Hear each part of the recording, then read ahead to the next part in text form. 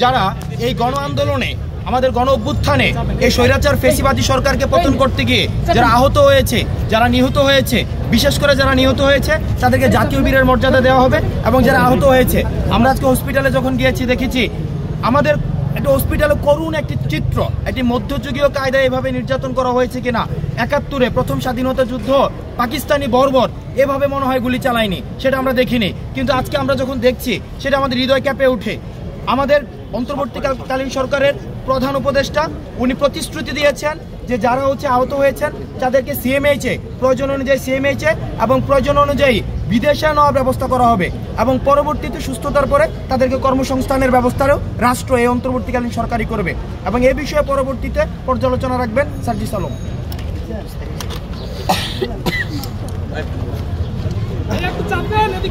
আচ্ছা, গতকালকে যখন আমাদের অন্তর্বর্তীকালীন সরকার শপথ গ্রহণ করে তখন বলা হয়েছে, এবং তার পূর্বে যখন আমাদের প্রধান উপদেষ্টা ডক্টর মোহাম্মদ ইউনূস আমাদের বাংলাদেশে তার পা রেখেছেন, তখনই সাথে সাথে তিনি আমাদের ডেকে বলেছেন যে তোমরা বাংলাদেশের প্রত্যেকটি জায়গায় হসপিটালে বা যেই যে জায়গায় আমাদের যে ভাইয়েরা যারা শহীদ হয়েছেন, যারা আহত হয়েছেন তাদের কাছে যাও, তোমরা খোঁজ নাও এবং এটার একটা কনক্রিট লিস্ট করে আমাদেরকে দাও, যেন এই যে মানুষগুলো রয়েছে যাদের এখন এই অবস্থা, তাদের কারণেই তো আজকে বাংলাদেশে আমরা মুক্ত একটি নিঃশ্বাস নিতে পারছি।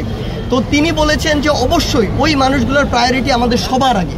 আমরা রাষ্ট্র গঠনে যাব ওই মানুষগুলোর খোঁজ খবর নেওয়ার পরে, আমাদের লিস্টটি গঠন করার পরে। সেই জায়গা থেকে আজকে আমরা ঢাকা মেডিকেলে এসেছি। আমাদের সমন্বয়ের টিমের বিভিন্ন অংশ বিভিন্ন জায়গায় অলরেডি যাওয়া শুরু করেছেন এবং যাবেন।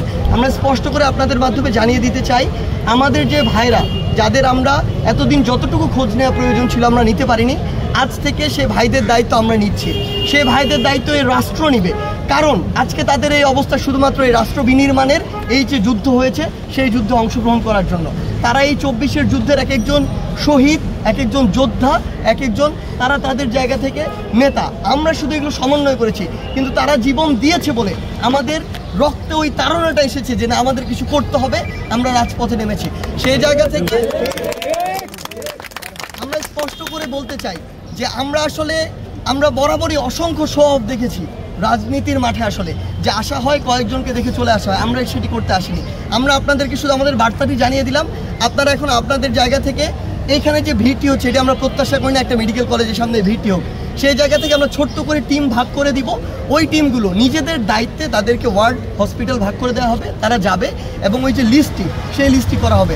অর্থাৎ আমরা আমাদের কাজও করতে চাই, আবার ওখানে যারা রয়েছে আমাদের ভাইয়েরা বোনেরা তাদের যেন কোনো অসুবিধা না হয়, হসপিটালের জন্য পরিস্থিতি খারাপ না হয়, সেটিও আমাদের লক্ষ্য রাখতে হবে।